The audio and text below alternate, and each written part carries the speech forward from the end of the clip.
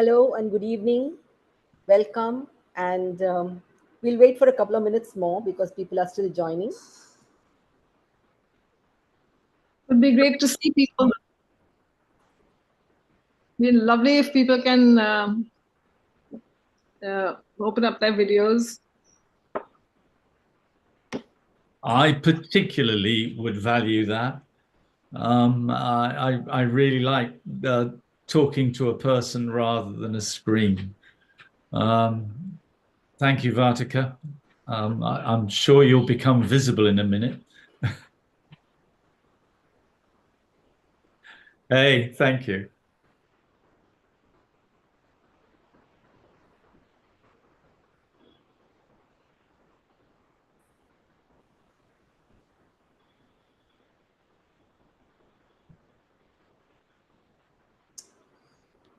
Hey, Prerna.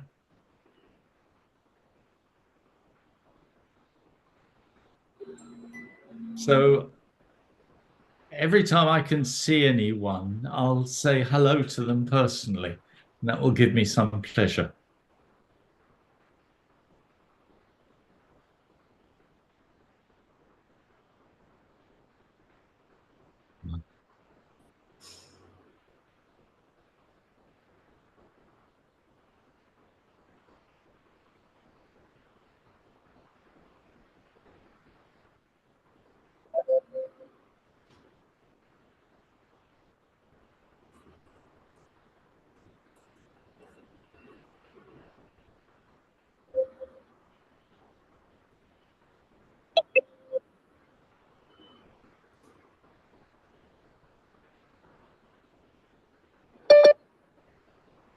Hector, I nearly saw you. I saw your computer screen and then it disappeared.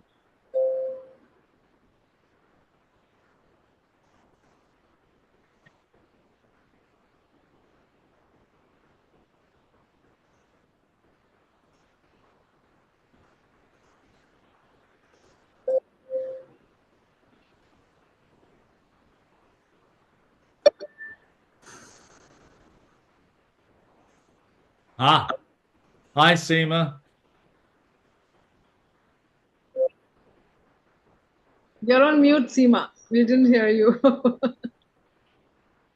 Yeah, sorry. I was just saying hi to everybody.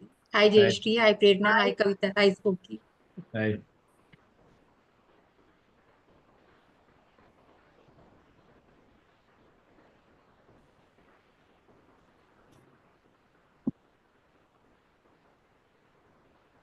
Hi, Projector. Hi.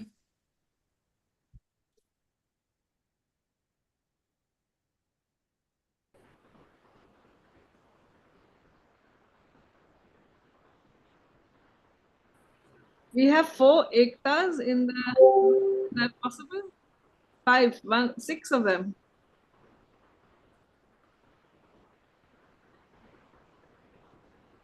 Even I'm surprised. How come it's so? I'm not able to find the reason. Which one is the real you? Who are the other people? I'm the real one. I'm asking my son why it is like that. I'm surprised. So it could mean that you're a really influential person, especially in the classroom, and they see different facets of you all the time.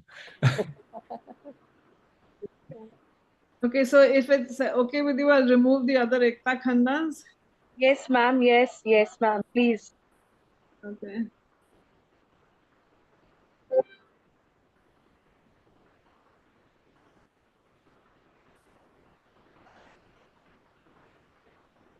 course, the danger is if we remove the actors, there'll be less people in the room than there were before.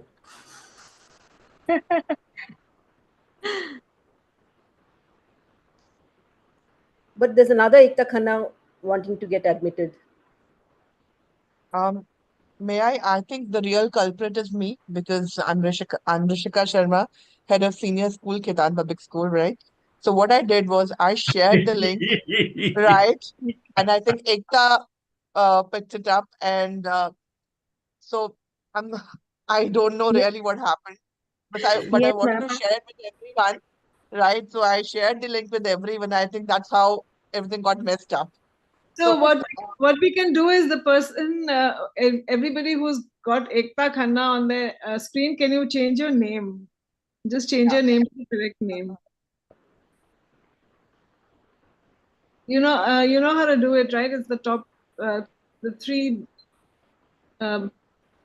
dots on your screen, on your specific. Okay, ma'am. That's called the law of unintended consequences.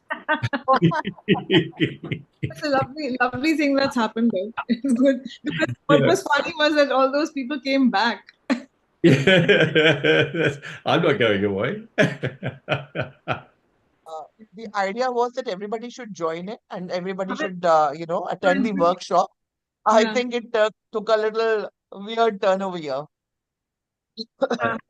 What So did I you think What did you say your name was? I'm Rishika Sharma. Okay, so I'll change yours on your screen.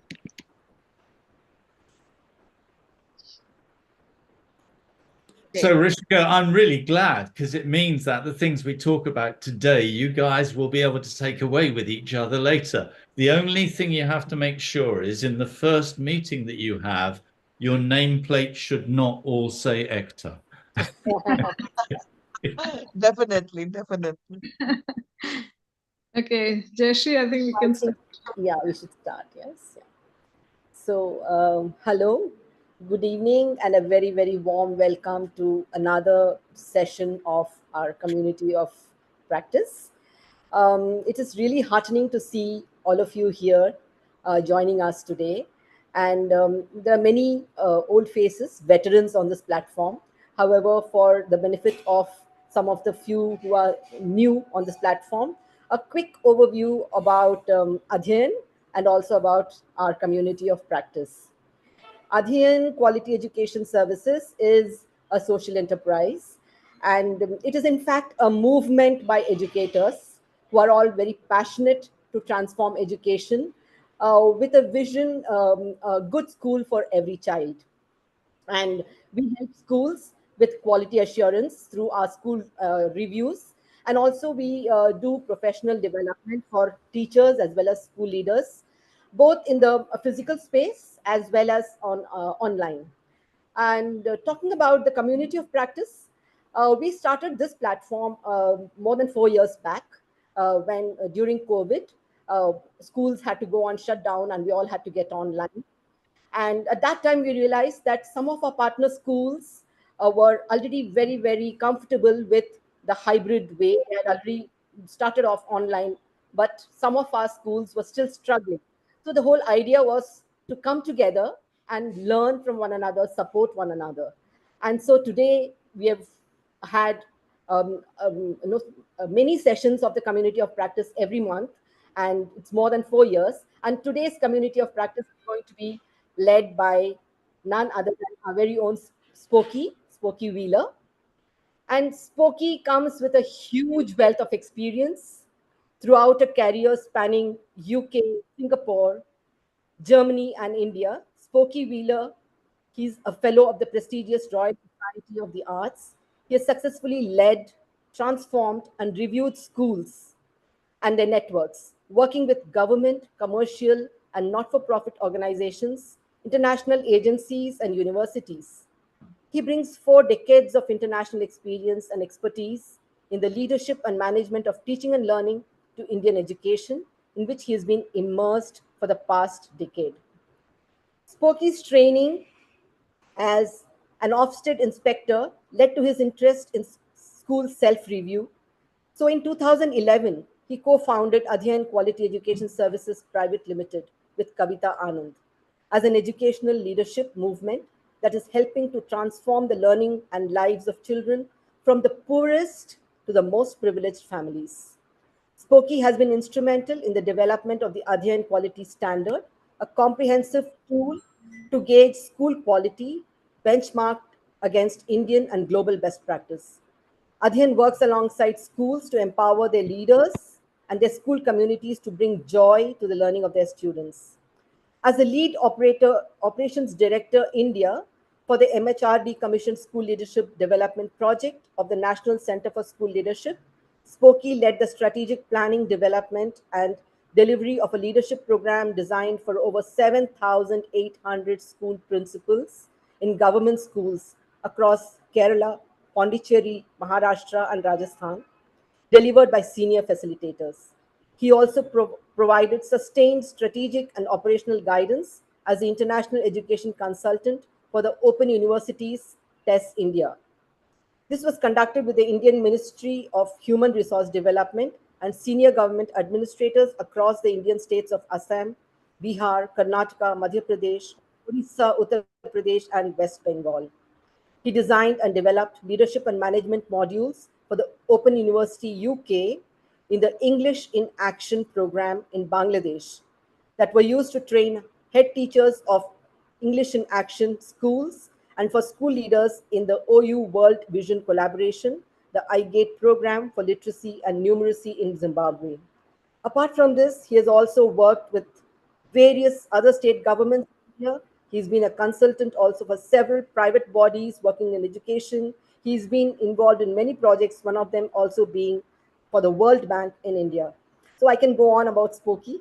And for me personally, Spokey has been a mentor, and he's still a mentor ever since I joined Adhyayan for the last 6 years. And what I have learned and I'm learning is absolutely invaluable for me. So over to you, Spokey, and we are all ears and probably all minds as well to listen to you and to understand your words of wisdom today.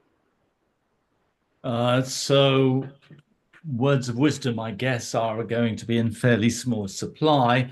What you will get is honest observations about the nature of engagement and empowerment. One of the problems, about being old is it takes a very long time for people to have to actually describe all the things that you've done. In landscape, it feels like you've done a lot. Actually, probably what most people will have done. I would say that you do need to update that because it is now 5 decades rather than 4 decades. Okay. Obviously, as Viveki just posted me, I look much younger than I really am. I called today's session, and Kartik, if we could put the first slide up, because then I can stop looking at myself. Engage and empower. There are so many words we use around the involvement of students today that I wanted to, in a way, broaden the spectrum. Student voice has become current for well over the last decade as being a really significant element. In some ways, it's been a bit of a portmanteau term where you put everything that is about students' engagement, activities, and the rest of it in it. We have, through COVID, begun to talk much more about their welfare and their well-being. And it seemed to me useful to explore together. And by the way, this is a collaborative session where you will be working, I hope, as in the best classrooms, even harder than I am. And a collaborative inquiry into what good looks like. Many of you know Adhyayan fairly well by now. For those of you who don't, it's built on a single premise that wherever we are and whatever we do, we begin by looking at what good looks like. And so the practice is today, if we're understanding and reflecting on the nature of engaging and empowering young people, what does good practice look like? There is already going to be a lot of experience of that in your own schools, just based on who's with us today. Kartik, please, next slide. I was standing in a queue waiting to vote in the elections in the UK about a couple of weeks ago. And in front of me, there was a young man who looked like he was still at school and probably was because he had the ability to vote. And And it struck me that this should be a provocation. In some countries by 16, but pretty well in all countries by 18, if I'm a young person, I can get married. I can cast my vote. I can bear arms for my country. And I might want to ask the question, how does my school prepare me to make these decisions? Just think for a moment. And today, a lot of the time is going to be about your own school. What are some of the ways in which we prepare our young people from pre-primary upwards to become independent, reflective, decisive people who can make decisions about their future from a moral perspective? So to begin the day, just that. What are we doing today? And you may be a pre-primary or primary teacher. We know there's at least one school leader, most senior school leader in the room. All of us will have different roles and responsibilities. Some of us, like me, are now a little way off from the classroom after running 4 schools. So how do we prepare them to make these decisions? That's the backdrop. Kartik.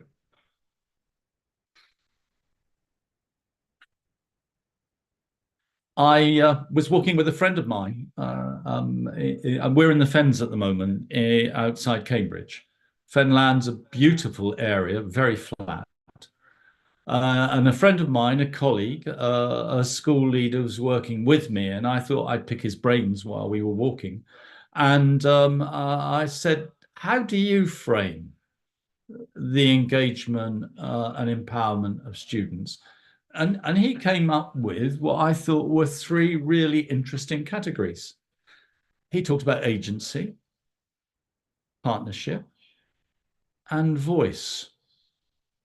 While voice is the most common, actually today we're talking much more about agency than we did before. And partnership is a very broad place. So I thought I'd begin by giving you a few examples of what I believe to be good and in some cases even great practice. And what I'd like you to do as you listen, you can record it for yourself on a piece of paper. Each time say, is this an example of agency or partnership or voice? Or is it an example of more than one of those things? All of the examples are either from existing school or past school leaders, and they're almost all of them are from Adhyayan schools. One of our schools, our school networks we work with, has, I think, a really interesting practice. Is the form teacher, the class teacher, as a key aspect of their work, spends at least one evening with their families. And so over a year, they will make certain that they get the opportunity to be inside their home. So this isn't about a family conference that occurs in the school, but it's one that occurs in the home. And it gives them the opportunity to be with the family and with their child in that environment. All the feedback I get from the families who experienced that when I was reviewing the school were really positive, because they felt valued, they felt understood, and they had the sense that the school was a part of their world. The second, COVID, know it very well because it was in a school that I was in at the time. In the early years, in pre-primary, in almost all cases, the class teachers had a monthly family conference online. It was a great opportunity for them to be able to continue and sustain relationships, but in some ways, possibly keep parents up to date more about what was going on with learning than anything else. And it was a lovely way at a time of real isolation of staying in contact. Round about 2008, I think Cavita's online. I was in Sheshuvan school, may have been 2009. And I got shown round by a young man who was a member of the student partnership. And student voice in Sheshuvan was really, really interesting. And this young man was articulate, was fluent, was quite amusing, and clearly knew how to take a visitor around. And at one point on the journey through the school, I just said, so you're part of the student parliament, aren't you? And he said, yes, I am. I said, so what's your job? He said, well, I've got the most important job of all. Things like that always send warning bells to me because I think someone's about to say something pompous. He said, I am a citizen. The next one actually came from my guess. Principal sitting in his room.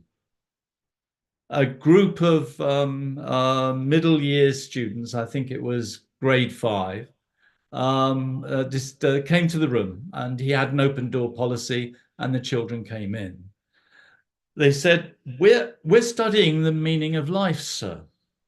And we can't find anything in the library. He sat up a bit in his chair and decided that clearly he would need to be able to tell them about the meaning of life. And so he said, so what would you like to know? They said, we'd like you to give us permission to go to the senior school philosophy section so we can find out for ourselves. I spent time in Europe, particularly in Germany, for 7 years, working as a school leader of what we'd call here an army school. During the first Gulf War, I nearly said World War, but I'm not quite that old. The English department came up with a brilliant idea. Because 60% of the parents in the school actually were on active service. And as you can imagine, the concerns that families, but particularly children had, were really significant. And so we persuaded the army to sponsor us by giving us an unlimited supply of airmail letters. And the school changed its English curriculum or added to it for every one of the year groups. And so that each week, every student who had a parent on active service got a bluey, and that was what the airmails were called. We helped children to letter write, but most importantly, we helped them to keep in touch. I went to a wonderful special school. And when I was walking around, went into the youngest primary section. And I could see the children, or a proportion of them, were wearing badges. And they had different colored badges on. And I inquired what they were. And the teacher said, oh, they're our experts. Whenever anyone needs to know about sometimes a subject or an issue, they go and talk to that person because they know they will be able to give them the answer. Now, sometimes it was about how to tie your shoelaces up, but it was that sense that as an engaged helper, you would be able to function and to support your colleagues and the teacher. Final two. I was in school.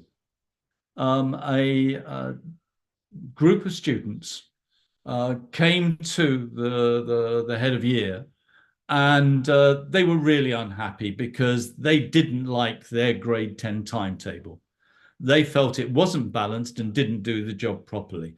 While they were respectful, they made it very clear that they could do it better. And they came up with a suggestion.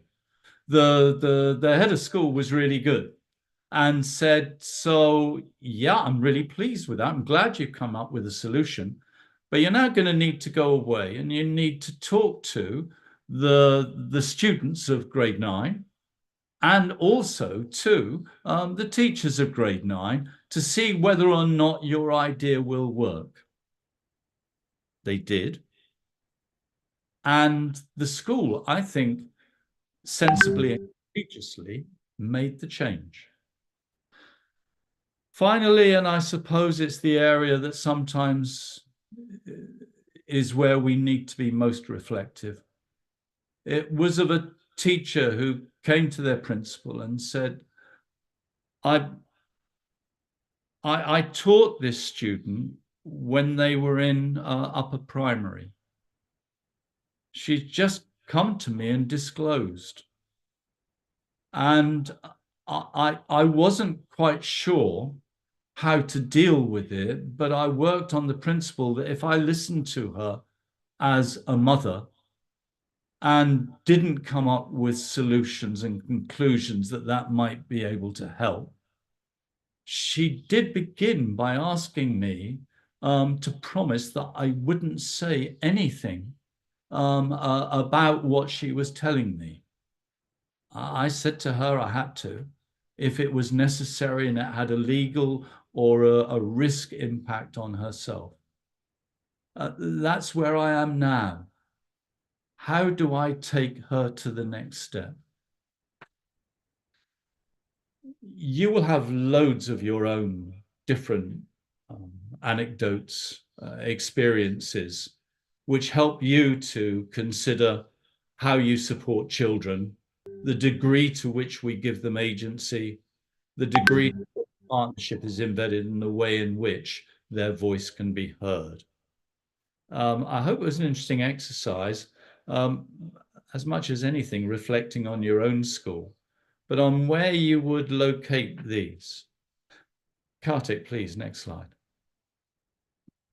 Now it's time for all of us to do some work. I thought it'd be a good idea for us to reflect first on partnership and voice. What do they involve?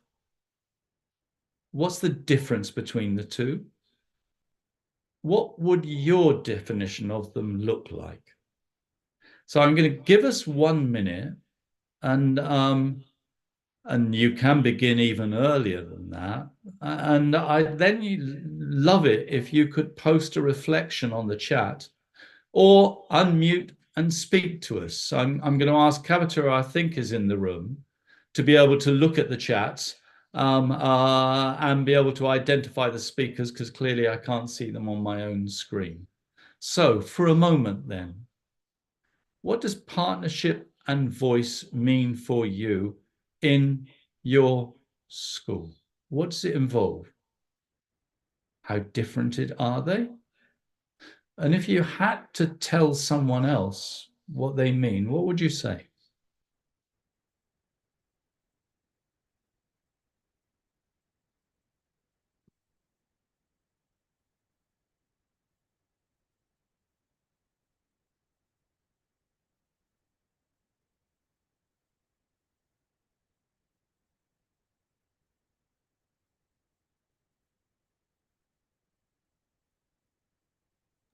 So I could try to sort of start the ball rolling. I think for me, partnership has been the sense that children are really, they are part of the school in a way that's not like you're doing something to them, but it's with them, right? So there's a sense of partnership when I think they are putting down essential agreements in the classroom, when they are when you kind of listen to how they would like to be treated in the classroom and in the school. That's like, I'm starting that off. That's one way I look at partnership.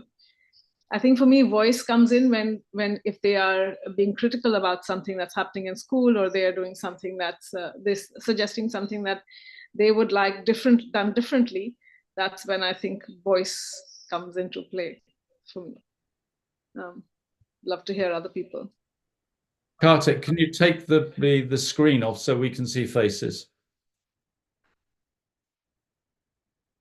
Other observations?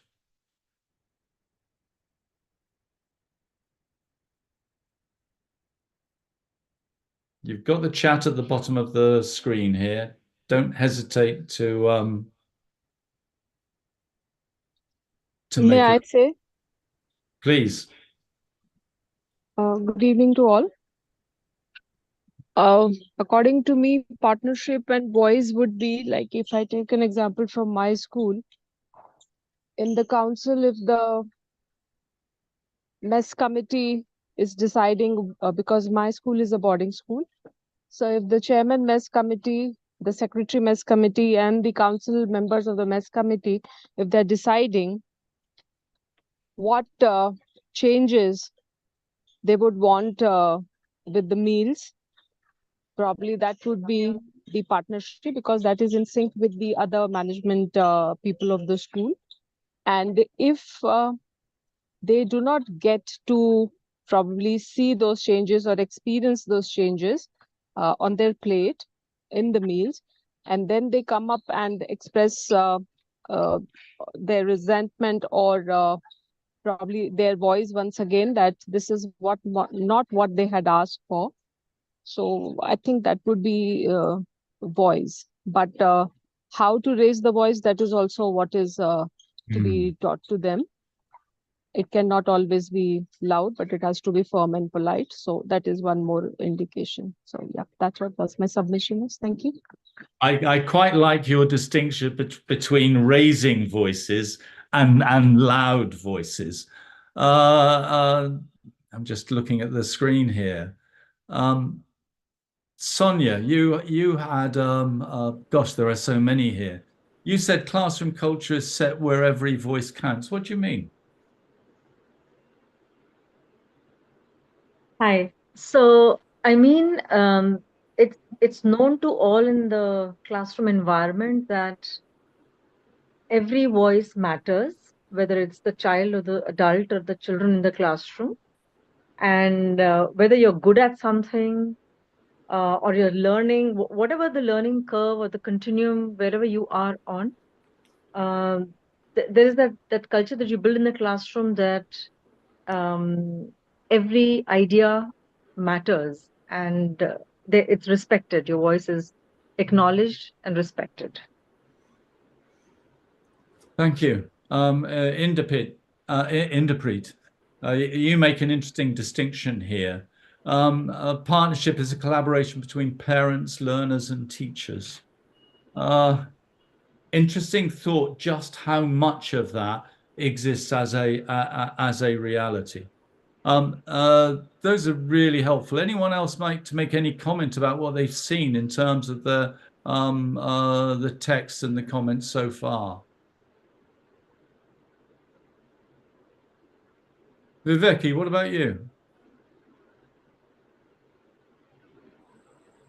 Right. So I wrote in the chat that for me, using a lot of collaborative learning strategies within the classroom, helps student own their own learning as well as have a voice, because that's where they kind of discuss, they share questions, they look up to each other for different things. So that also kind of builds learning partners where they learn to communicate with each other.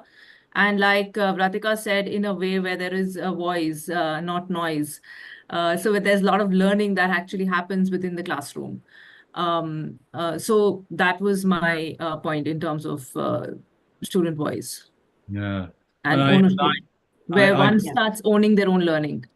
Yeah. And I guess a lot of questions. Yes, that's right. It sounds like collaborative inquiry is the conversation that you are having. Kartik, Kate, can you take us to the next slide, please?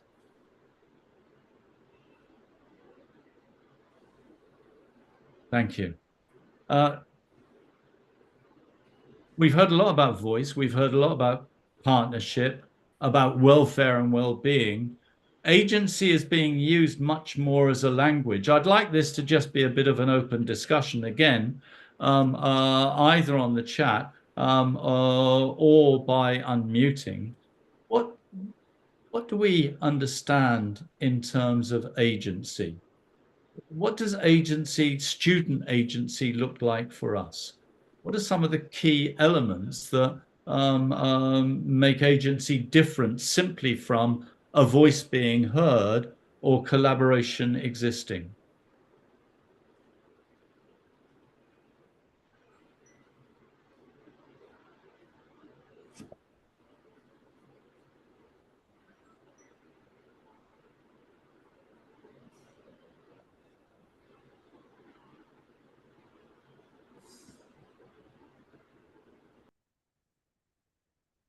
Click me back, can you, to the agency slide? And just keep it on until I tell you otherwise. And then just do one more click.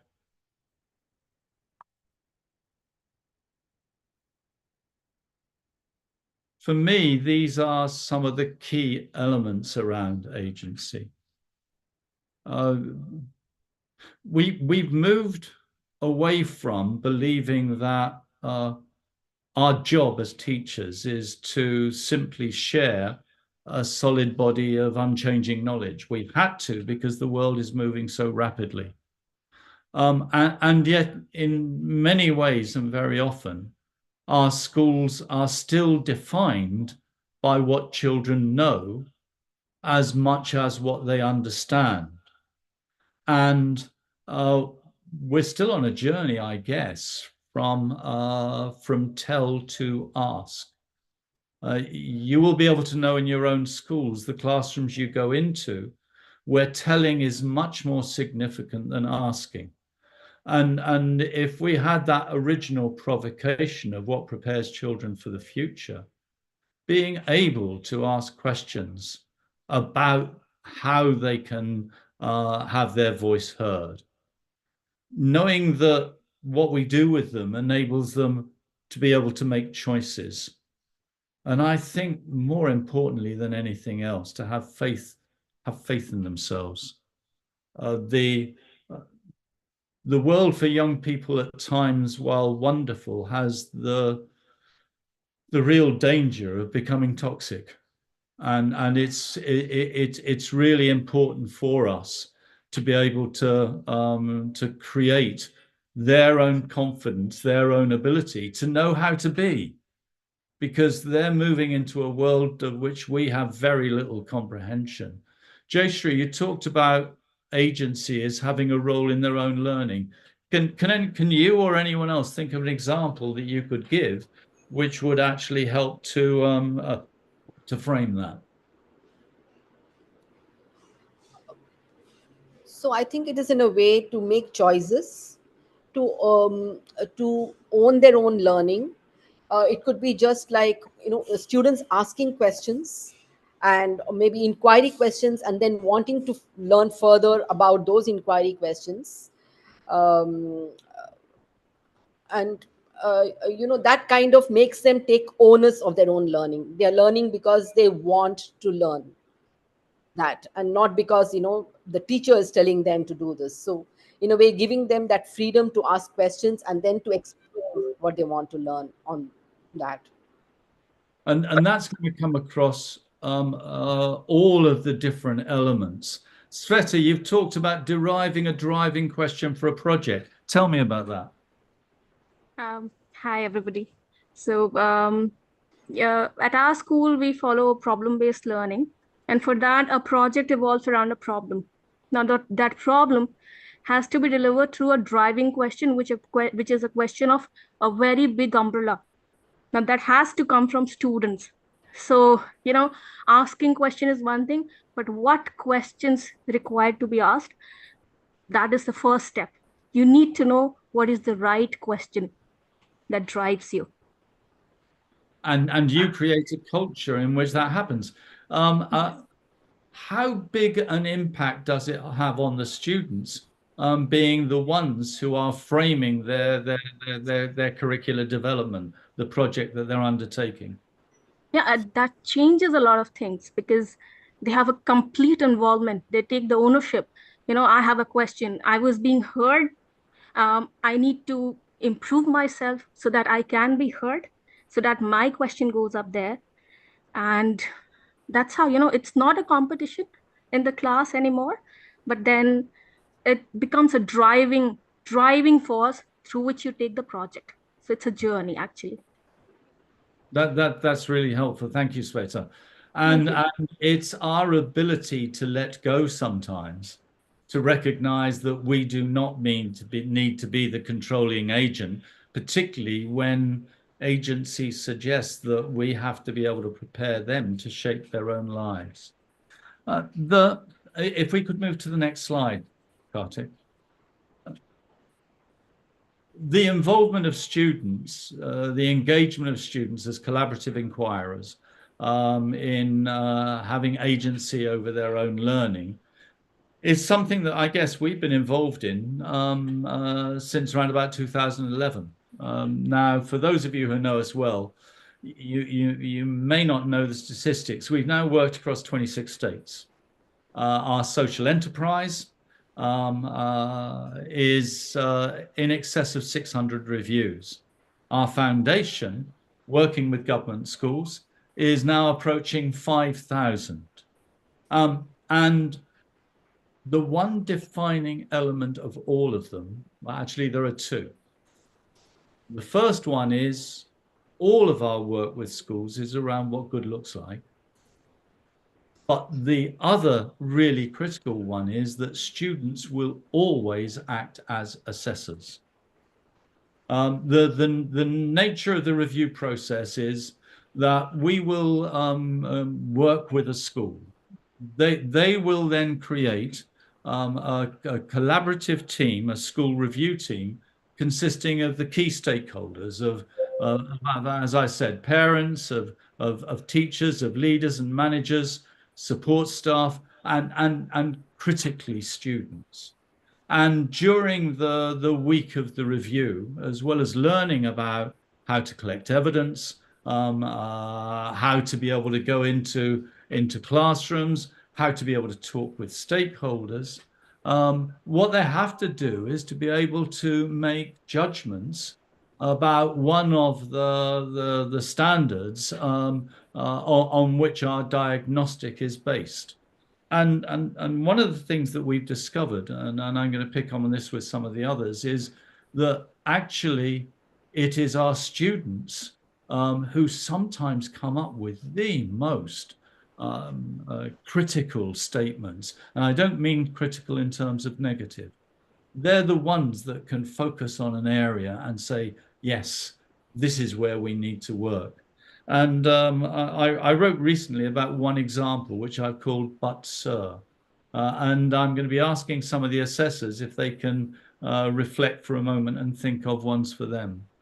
This was in a school where the team was looking at the degree to which the school was ensuring safe and hygienic practices for children with relation to the toilets. We work on a 4-point scale. And the thing that was significant here was a little challenging for the student was that the principal was in the same small team as the student. And the principal had said their practice was outstanding. It wasn't always. The student paused and with courage and respect, sir, said, but sir, none of us will use them. And while on the one hand, the principal was accurate, there were toilets, the toilets were cleaned regularly, the student was thinking about the impact of it.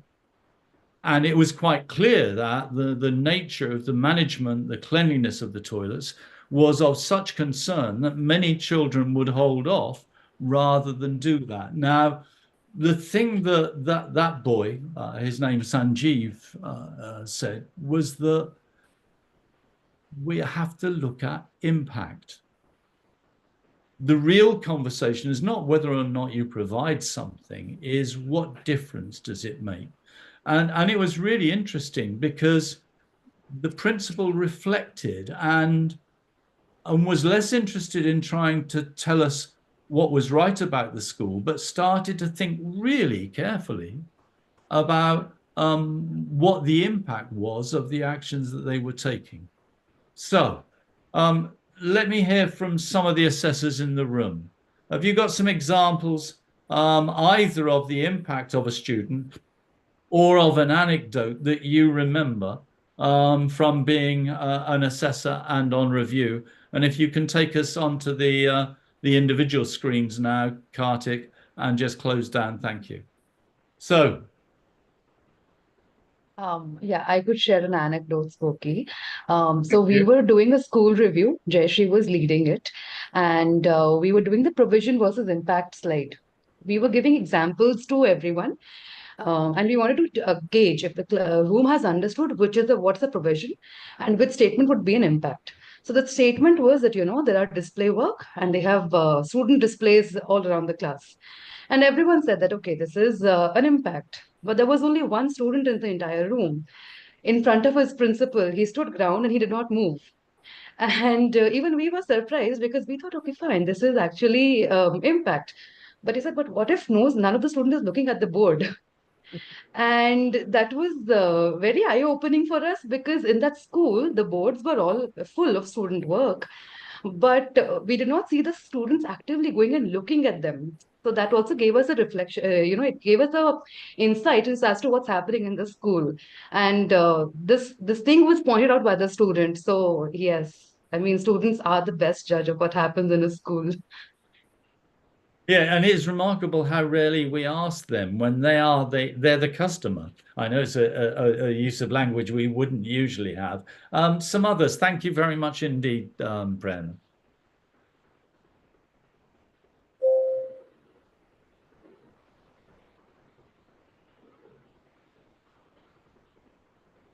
I'm sure I there's would like to share one. Yes, please. Okay, this was in, I think, 2019 when we were doing the Don Bosco reviews in Dibrugarh. And when we were having, we were having the interactions, we were having the parent interactions. And I had a student in my team who was with me during the interactions. And the parents had a lot of problems with the school saying that, they're not doing this and they're not doing that. And, the teachers are not really paying attention to all the students and whatnot. And the student actually asked the parent that, how many children do you have? And she said, two. And he said, how much time does it take for you to take care of those two children and, their studies and all? Are you updated on that? She says, my teacher is taking care of 40 students in the class. He actually spoke up for the teacher. And he said that, ma'am, we are doing a collaborative review. And collaboration ka matlab hai ki even you have to be a part of it. Everything you can't leave to the teachers. I was quite frankly, taken aback by his boldness. But he made a point. And after that, the parents were less critical about the school and they were talking in terms of collaboration. So yeah, I think that is something he really, I was taken aback by what he did and said that. Yeah, schools sometimes are very edgy about children and parents being involved in reviews. Our experience is uniformly great. They become greater supporters of the school than they did before. Seema, thank you. Kartik, can I move us on because it's now time for you guys to do some work.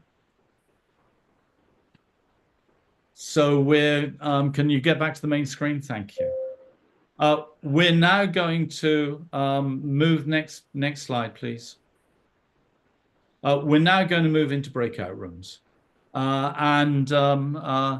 In those rooms, what you're going to do is you're going to be looking at some example statements from the diagnostic, and you're going to be reflecting on them in terms of your own school. So to begin with, we'd like you, once you get in there, to be able to reflect on one of the statements that you're going to see on the screen in the moment. So be prepared and ready to take a screenshot.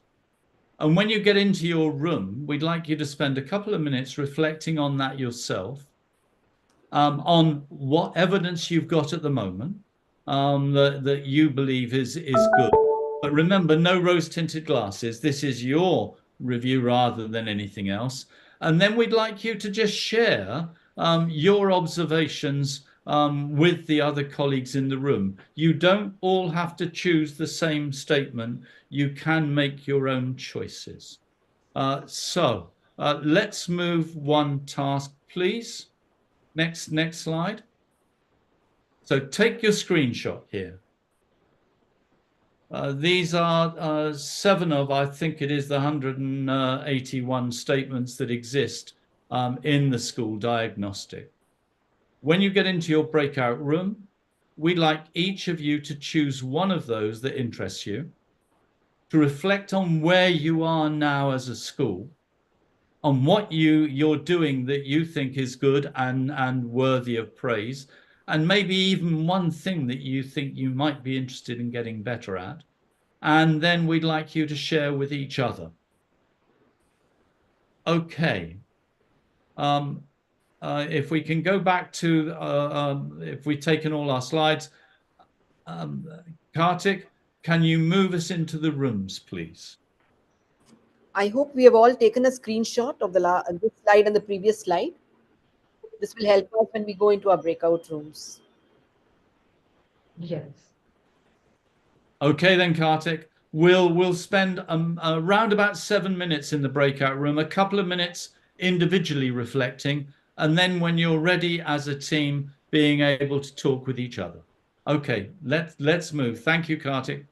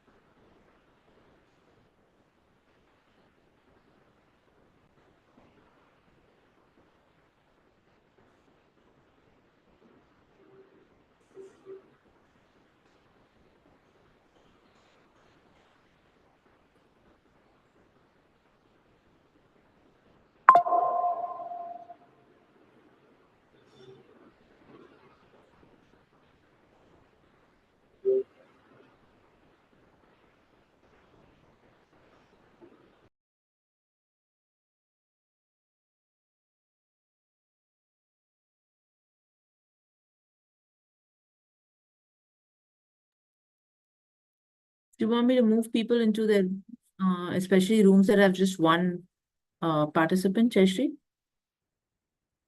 I can't hear you, you're mute. Yeah, I think we should do that, right? Yeah, So, but are places you where able to there's see just how many one participants are there? participant. Yeah,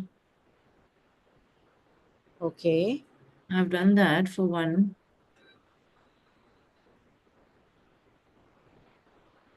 Room 1 has 5, room 2 has 4, room 4 has 6, room 5 has just 2. Can we push one there? Room 5? Yeah, I'll just do that. 1 second. Huh?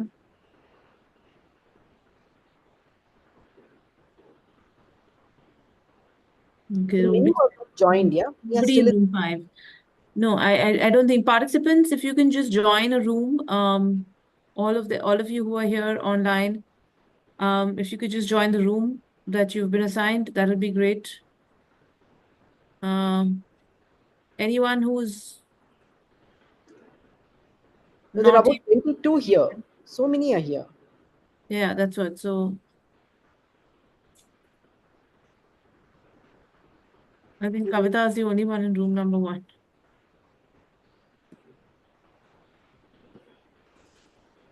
Yeah. Okay, she's moved to room number 2.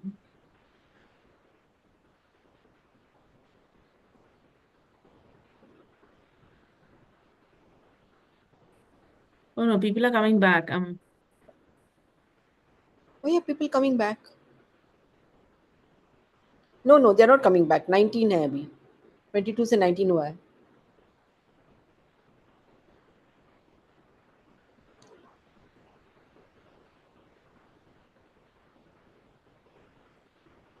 think room 7 and room 9 have the maximum number of people. Room 6, room 4, room 9. Room 1, there's Priya Nair now. Kavita has also gone to another room probably. But she's the only one. Priya Nair is the only one in room 1. Room 2, there are 2. No, I've moved Priya to room 2. Okay, fine, fine.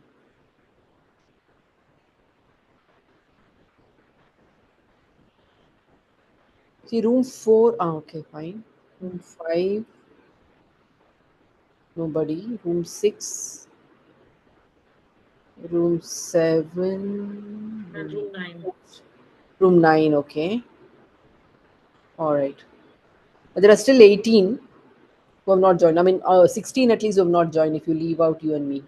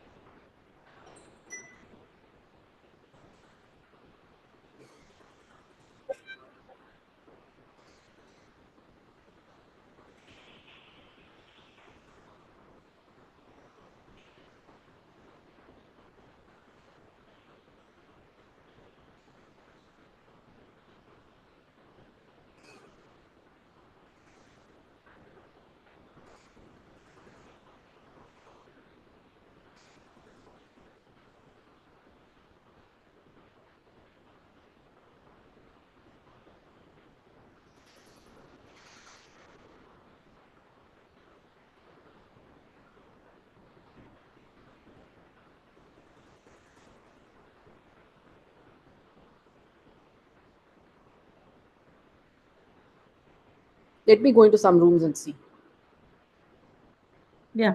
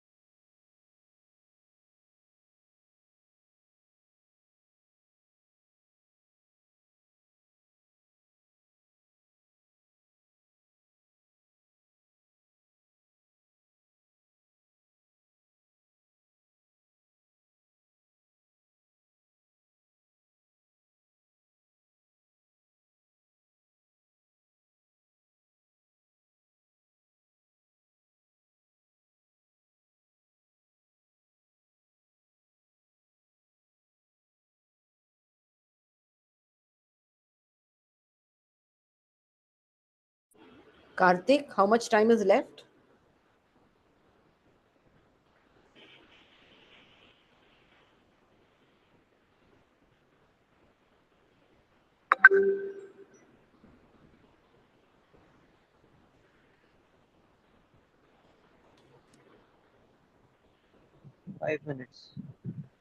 No, 5 minutes left. Totally, it was just 7 minutes.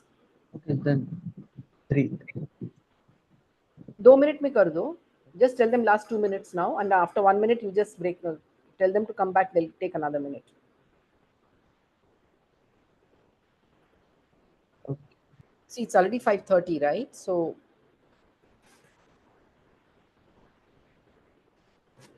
you want me to broadcast? I did. I'll do that. ठीक है.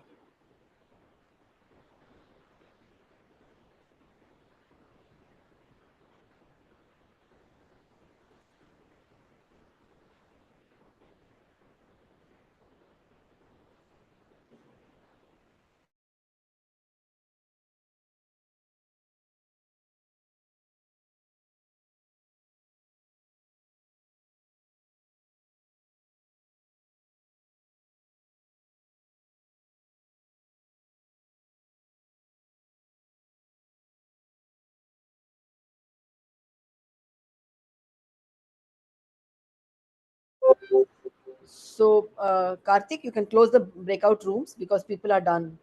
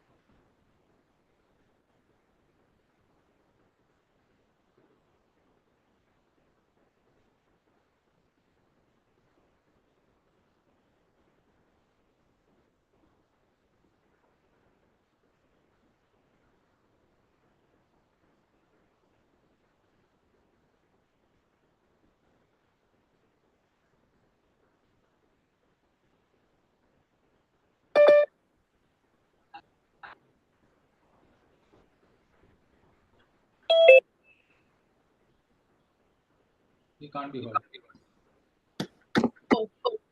Okay, are you on mute?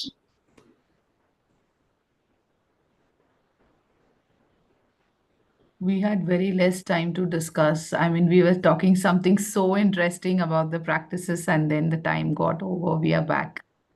Why don't you share now then, in that case? What were you talking about? Oh, yes, that would be great.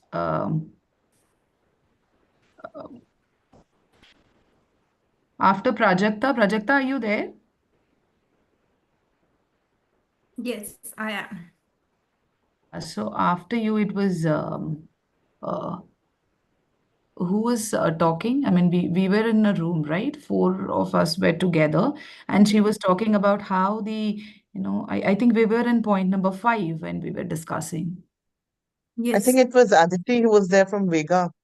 I'm so sorry if I've taken the wrong name, but it Yes, was yes. someone from Vega school. Yeah. Yes, you are right. It was me who was talking. And I was almost done with my point. And the Rishika was left if Rishika wants to. And what was the big focus of your idea?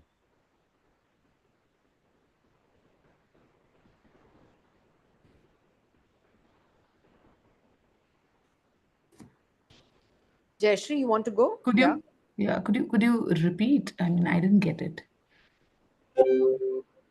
I think when we came into the room, somebody said it was very exciting what was being discussed. So we just said, would you like to share what was being discussed that excited you? Yeah. the main thing was it is about all of us were stuck in one place. I mean, myself, Prajakta, and also Aditi. That point number 5, which talks about the independent learning. And somewhere I found that um, somewhere we are on the same platform when we talk about the students talking to their teachers about their studies and their progress. So most of it was like I was finding it, we are more similar in saying that, yeah, we do it, but to what extent? But when it came to the teachers encourage independent learning, all three of us, we were just wondering that if we could further discuss about it and exactly what does it mean, that term independent learning. So that was interesting. So I think we may be able to pick up on that before the end, because we'll have some open questions and be interesting to get other people's views. What I'm going to just do now, if you keep your screenshot open of the breakout room, can we go to the next slide? I'm going to get you to do, and we'll do this in the main room, something called appreciative inquiry. The purpose of appreciative inquiry is to help you, whether you're a class teacher, whether you're a pastoral or curricular leader, whether you're a principal, or actually whether you're a student as well. Appreciative inquiry asks you to identify an issue that you're interested in. And so this time now, I'd like you to look through the 7 and identify one of them where you think you would really like to do something about when you go back to your own school. It might be because you're on a journey from good to great. It might be because it's an area over which you're uncertain, or one where you think, gosh, we're not really doing as well as we need to. But what I'd like you to do is very simple. So for a moment now, just look at the screen, your screen. You don't have to tell anyone else about this. Choose which one of those 7 statements interests you in exploring further. I'll give you about 10, 15 seconds.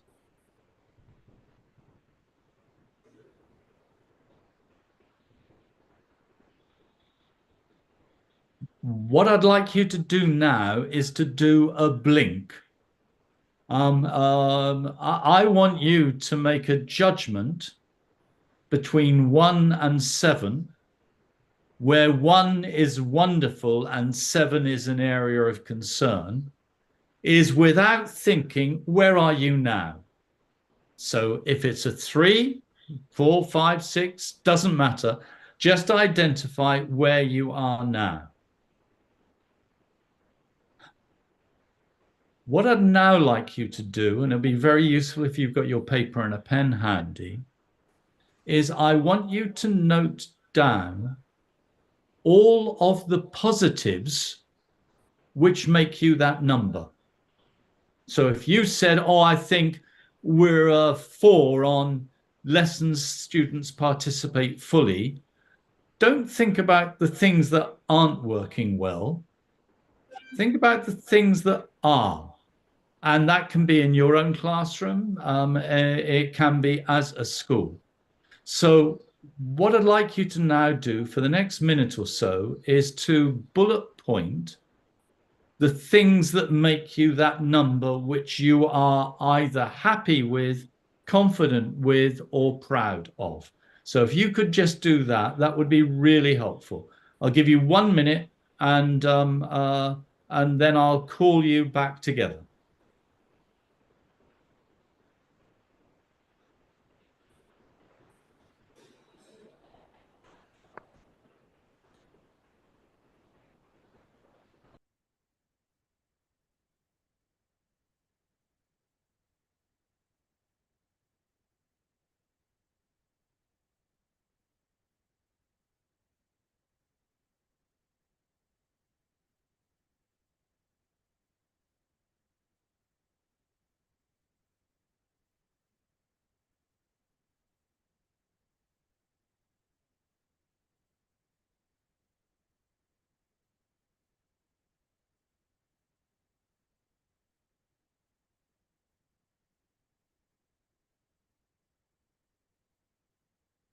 Okay.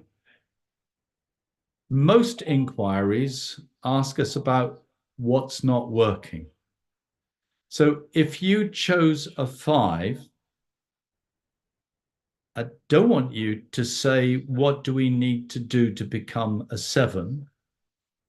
I'd like you to think about what next steps would turn you into a 6. So if you called yourself a 3, what do you think you would do, or your school should reflect on to become a 4?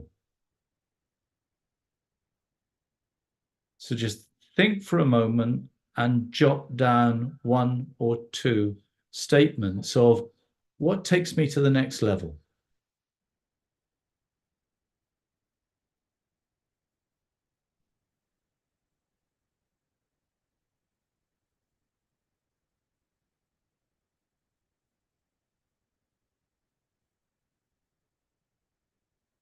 Can we go back to main screen now? Brilliant. And if we can get all of our faces rather than mine. So my provocation to you is, could you take that back to your own school? The great thing about appreciative inquiry is that it helps us to move from a position of what good practice looks like. And it doesn't imagine that we're going to climb a huge mountain. It probably means we're going to go to the next foothill. And that's really the key for me is, in what ways can I become a more effective teacher, leader, stakeholder in supporting my children to become more engaged and more empowered, to become confident that they can shape their own lives and that they can contribute to the lives of others. I'm going to end with a really simple video that I love, and it talks about what the children want, but it's actually the children who are talking. And once that's over, I'm going to hand over to Jayashree. Okay, thank you, Kartik.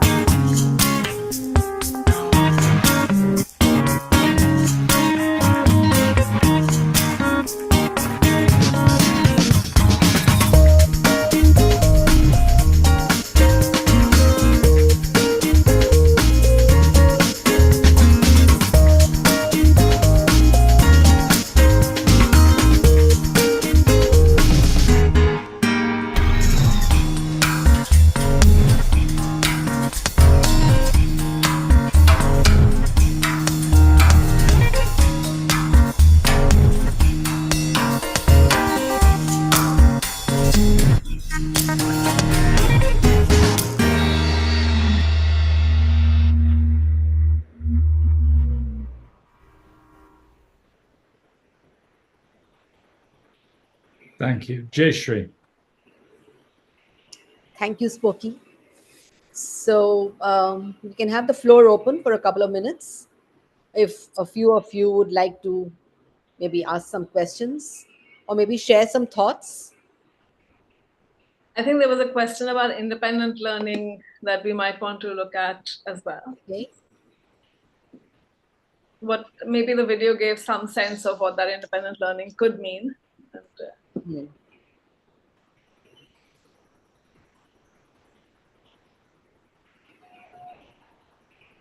Yeah. May I? Yes, Jayashree. Yeah, I just wanted to know when we say that the students participate fully. So, can we have a discussion on that, like fully in the sense? so, would you like to begin that discussion yourself by saying what's sort of your sense of that word?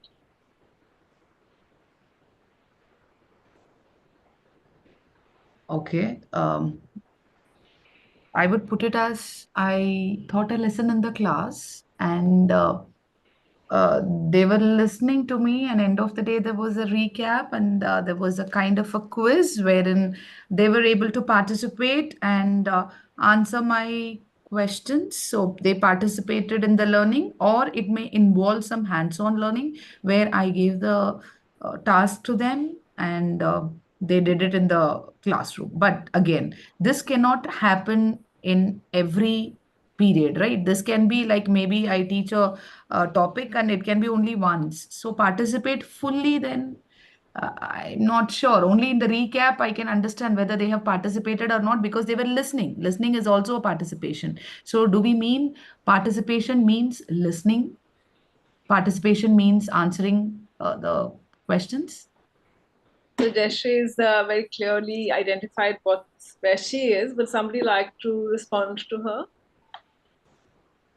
her? Good afternoon, good evening, ma'am. I am Medha Vaidya from Vidya Valley School, Pune. In my classes, I always ask my children that only teacher cannot speak about the topics, what is going on in the class, but I always allow my children also to express their views or share the information where what they know about the topic.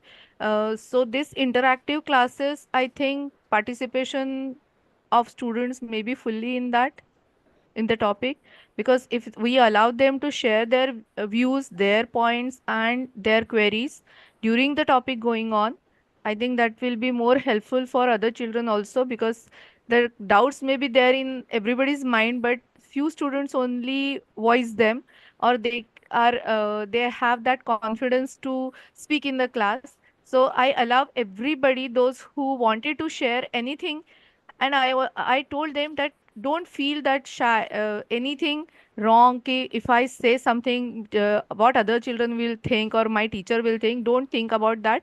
You just share whatever you want to share, and then we'll see whether it was appropriate to the topic, not to the topic, whatever. So I think this should happen in the classes, so the confidence also get built up, that children also have that thought in the mind that somebody is there to listen to me, and then they will not scare of any teacher or anything to discuss with the teachers or with anyone else. One more point I feel, when every time teachers may not go to the level of the students, but if a child explains something to the other child, that will be in their language, at their level. So that kind of discussions, and I always prefer such interactive classes in my class. Thanks, Medha. That's lovely. Varsika, you got your hand up. Yes, I just wish to extend to the thoughts of my ladies have expressed. What I feel is that there cannot be a set benchmark for what an independent learning can be. If I take up a point from, I'm sorry, I'm not getting the name right, but that lady who had expressed about a profession and an impact. If a content which I'm delivering in a class is quite engaging, and that particular process has stayed with the student, and if that same content is displayed on the softboards in my class, and it is engaging enough that after the lesson also children are looking at my soft boards and they're discussing, they're thinking. There is a creative discussion happening in the class where there is a kind of an involvement. Probably that would be, according to me, what an independent learning would be. I mean, probably it can be, we can say that it's a too idealistic a state, but yes, if we start now, we will reach somewhere. Yeah. I think we had Megha saying that she does it. Anybody else who wants to contribute before Spokey sort of takes? Yeah, I think it's the definition of what class participation is needs to be, or full participation is needs to be clear. I think some schools even have their formative assessment, and they have got that the child does this, and that is the meaning of class participation. So if we are actually truly aiming at giving student agency, and then what that looks like in terms of class participation is something that each one of us needs to think about. Yeah, I suppose coming back to thank you, Nitin, that idea of empowerment and engagement, full participation. So some of the things that we've heard are about where the teacher is designing and organizing the classroom, and students are responding, getting opportunities to take part. Engagement is often to do with ownership. And so what are the types of activities that can be done which will enable children to take greater ownership of that task, make decisions about what needs to happen, and obviously it has to be balanced with the nature of the content. But a critical piece for me is around questioning. Is that you can't be an independent learner if you are always following someone else's questions rather than your own. Independent learners are able to reflect, to think, and then to say, this is what I want to know about. I think Shreya Rakshit, if you're there, you've got some thing that you said on the chat, which is really interesting. Is there something you'd like to say more about letting children struggle with their learning?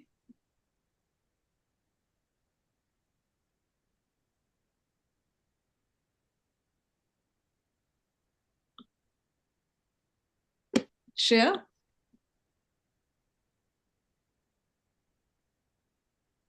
No, she's not there. I think she's logged out. Oh, okay. Right. So I think she's talked about the fact that it's okay for children to stay confused and struggle to get the concept, because that helps them to think independently and to identify what's not working for them. I think that's really interesting as well. Yeah, okay. She's there, but she's in a very noisy setting is what she said. I really like what you said, Shreya. I quite like the fact that as an independent learner, you've worked out how you can manage to be a part of this conversation. Yeah. And anything else? Any other questions, reflections? I think somebody's raised a hand. Shweta Singh. Yeah. Shweta's raised. Yeah, hi. I'd just like to build on Shreya and Spokey. We call that productive struggle at our school. I mean, unless until they're struggling, they won't be engaged. And we also almost stereotypically, label silence as eerie. That means there shouldn't be only chalk and talks going. It shouldn't be instructional at all. Students must struggle, and they must question. Gosh, I had a traditional formal education in which silence was deemed to be the most important thing that a child could show. As a consequence, I learned relatively little. Yeah. I think Prerna is also written is a simple way is to just create opportunities for pair work and small group work as much as possible in your lessons. I think that is one very, very sure way of keeping children engaged. Yeah. Right. Yeah. Okay. Any final thought?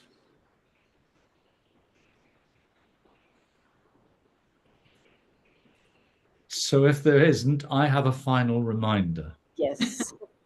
Take your statement away. Take that statement of appreciative inquiry away. Reflect on it when you get back to the school. If the statement's about your section or your partner teacher or about your school, begin a collaborative conversation about what that could look like. And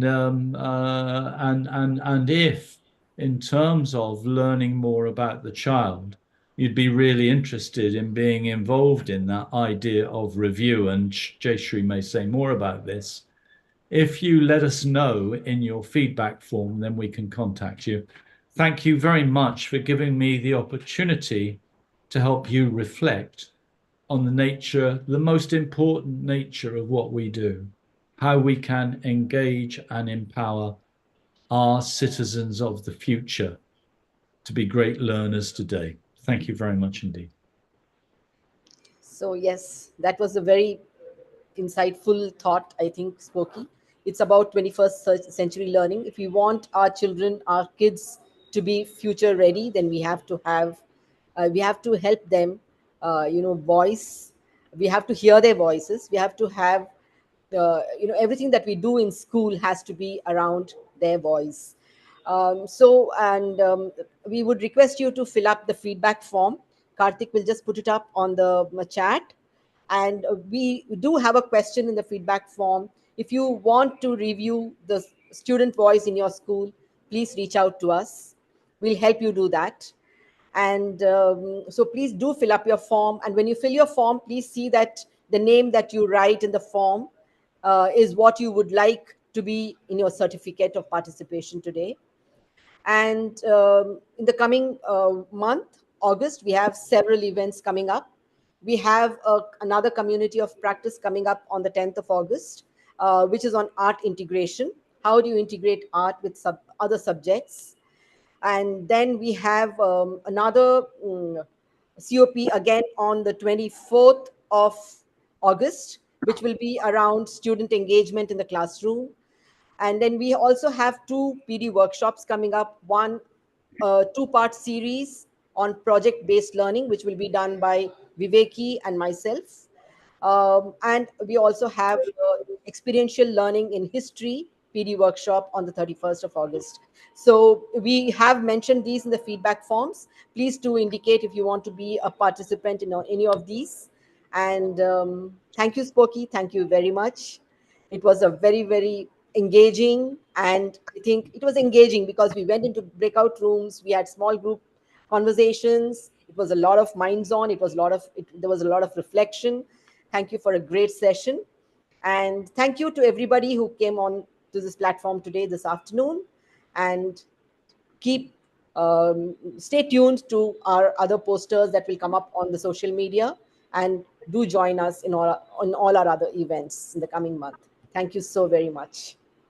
Ma'am, this feedback form will come on our email also, right? Yes, it will come. Thank you. But we would like you to certainly fill it because yes, sure. It will go with your certificate, and so. But it will be nice if you can fill it tonight itself, because the session is fresh in your mind. Yes, will do. Yeah. Thank you. Thank you, sir. Thank you, ma'am. Bye. Bye. Thank you, ma'am. Thank you, sir. Thank you.